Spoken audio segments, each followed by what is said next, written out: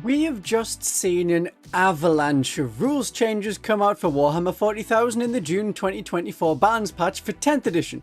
This includes FAQs for most faction, a Balance Dataslate that changes their unit rules, a field manual that changes their points, a Balance Dataslate that changes the common rules of units, and a core rules update document that changes stratagems and how the fundamentals of movement in the game work. And that isn't all. If you play with the Pariah Nexus mission deck, then there are updates to their cards. And if you want to use all of the models in your army, then you may have to keep up with the Imperial Armor and Legends rules and points changes. So a lot of people have no idea that Crusaders and Death Cult Assassins are amazing now. Then there is also Combat Patrol and new rules for the Adeptus Sororitas and Genestealer cults in that game mode, and Crusade, and of course the codexes. And maybe you play more than one army. And maybe you just want to run screaming into the woods and stay there where rules updates can't get you because they can't get internet signal. So there are a lot of rules. But at least Games Workshop updates the documents they have to help you. Right? Well, that is today's topic. What is happening to the rules? There are so many versions of the rules out there in different forms on different Games Workshop platforms, sometimes different versions of the same rule on the same platform, and that is infuriating. So as an example, on the Warhammer 40,000 downloads page on the Warhammer community website, there is a Balance Dataslate that explains that rules that say you can use a stratagem a second time within a phase don't do that anymore. That is a rules update. It says at the top of the Balance Dataslate that this document is for however you play, so this is an update for the rules. So it should apply to all the places that this rule comes up, and they should be changed. So if factions already have a codex out, there should be notes of the change in their FAQ. It's a physical book and can't be updated except with sticky notes being applied to it, which is what I do. But the FAQ and errata is not updated to list the units affected. The rules change to stratagems also affect armies who are still on index rules. Those index rules can be downloaded from the same page you can download the Balance Dataslate from. The Deathwatch Index is an example. If you download this and have a look at Watch Captain Artemis, his rule is not changed. But if you look at the Munitorium Field Manual, the points document, you can see that he has had a points reduction to compensate. The downloadable rules should have been changed, otherwise when you download it, you're gonna play it as it is written, and then your opponent will barefaced tell you that it doesn't work like that the word shouldn't be there, and why should you believe that person? The rule is right there in front of you. If the rule was changed, then why wasn't the rule changed? This is the principle of it.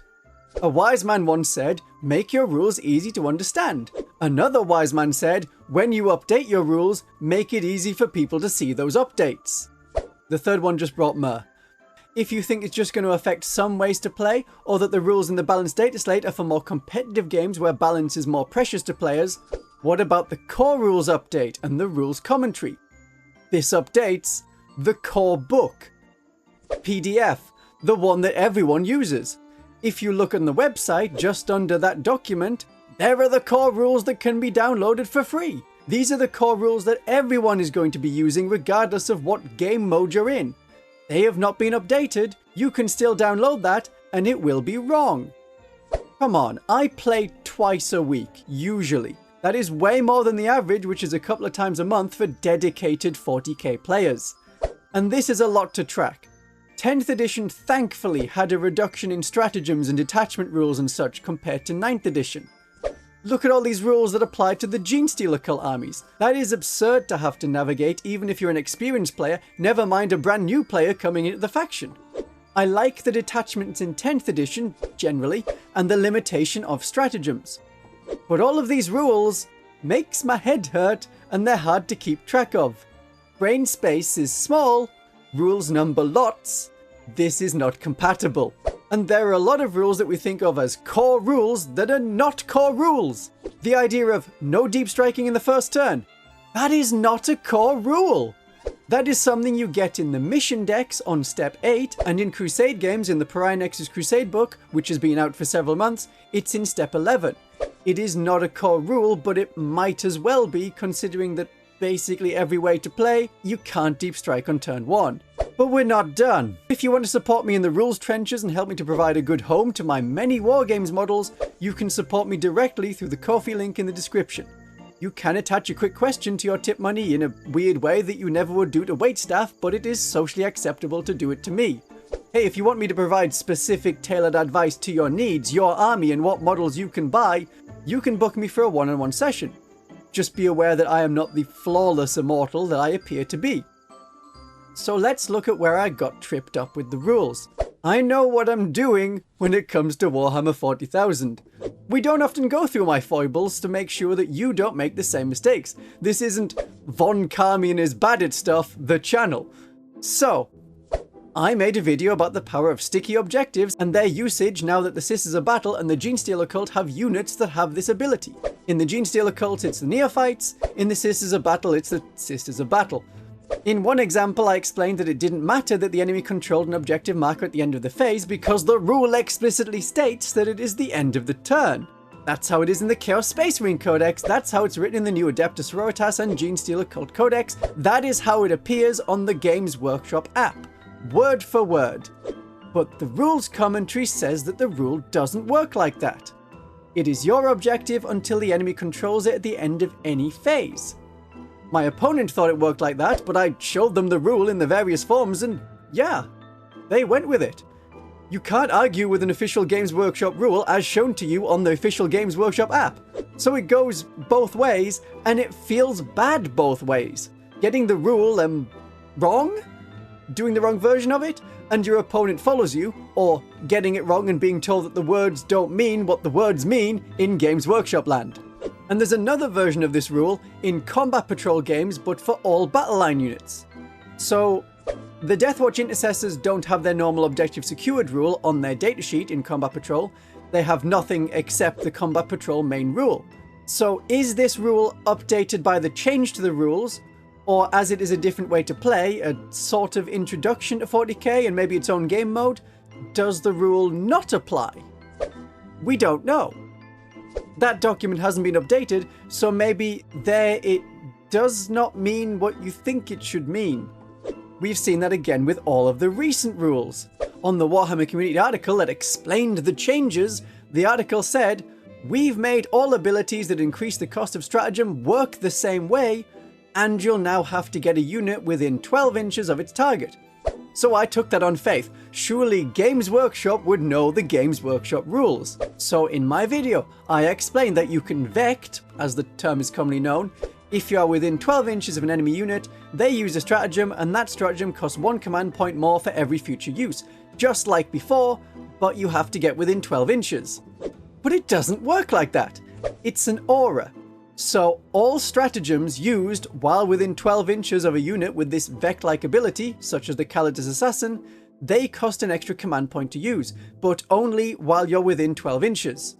And of course, that isn't what it says on the app. So if we got Codex Imperial Assassins, but for 10th edition, would they show the new version? Or so that they could change it back or drop it? Do they print it as it is in the current version? Like how it doesn't affect battle tactic stratagems anymore, but affects all stratagems, which is something that they had for a bit where it affected just battle tactic stratagems, then they dropped that. So that is an update that is not being updated by Games Workshop in Games Workshop rules. We are now living in a digital world, and I am a digital boy. The reality we live in involves half the people watching this eating food with their phone propped up as they observe a virtual man talk about virtual rules for a game that isn't a live service online only video game. What a crazy time we live in! Games Workshop, you can update your app and then update it back if you want to change it. It would take man hours, but you have the audience that would welcome it. That's what could have been done for the battle tactic stratagem stipulation, which was introduced then disappeared. Without an update, we have 2 versions of the rule both out in official play. Actually, we can have 3 versions of the same rule out. There was an update to how rules work for moving and pivoting tanks. So there's the core rules, where this isn't the case. The change in the core rules and rules commentary states that models have a pivot value of 0, but monsters and vehicles that aren't on round, by which they mean circle bases, have a pivot value of 2. So only some monsters and vehicles need to care about this. Dreadnoughts don't, unless you still have the square base, but newer Dreadnoughts don't care, Imperial Knight Armigers don't care, but Imperial Knights of a larger caliber are affected by it. The version 3 of the rules is in the Tournament Play Companion for the Pariah Nexus cards. There are models that are not on a circle base that have to pay the 2-inch pivot tax, so it now applies to Jackal Bikers. They would have to pay the pivot cost if they don't end their move it perfectly straight compared to how they started it. But this wouldn't apply to the Wolf Quad in the same unit, which is on a circle base. It's not confusing at all! So if you are playing a game using the Pariah Nexus mission cards, which version of the rule do you use? Do you play as if under tournament conditions, which is often considered more balanced for the games, or do you play with the rules commentary version? Or do you ignore this completely as an absolute faff because you have never had a problem moving vehicles around the board before? I'd love to know in the comments, even if you just type 1 for call rules as they were, 2 for rules commentary version, or 3 for Pariah Nexus companion version. That would be great. So why are there 3 versions of the rule? Who does this help? In 8th edition it was a lot more clear that there were different rule sets for different versions of play. I have done my best to understand the many ways to play in 10th edition of Warhammer 40,000, and my efforts are explained in this video. I know most of you haven't seen it, but it helps to explain 10th edition's rule set. Have a great day of 40k, however you play.